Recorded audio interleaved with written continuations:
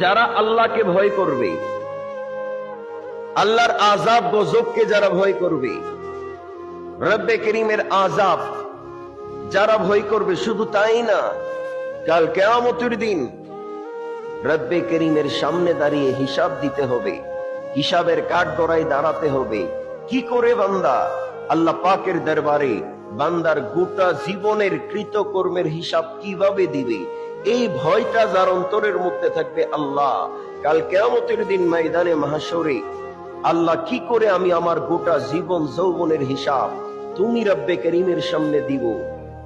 যে মানুষ এই ভয়টা তার অন্তরের মধ্যে লালন করবে যে আল্লাহ পাকের সামনে দাঁড়িয়ে আমি আমার গোটা জীবন যৌবনের হিসাব কি করে দিব, আল্লাহ সুবহানাহু ওয়া তাআলা বলছেন, যারা আল্লাহর ভয়কে, আল্লাহর ভয় যে রব্বে করিমের সামনে দাঁড়িয়ে হিসাব দিতে হবে, এই ভয় যারা অন্তরে ধারণ করবে, কাল কিয়ামতের দিন আল্লাহ সুবহানাহু ওয়া তাআলা পরকালে তাদেরকে 2টা জান্নাত দান করবে।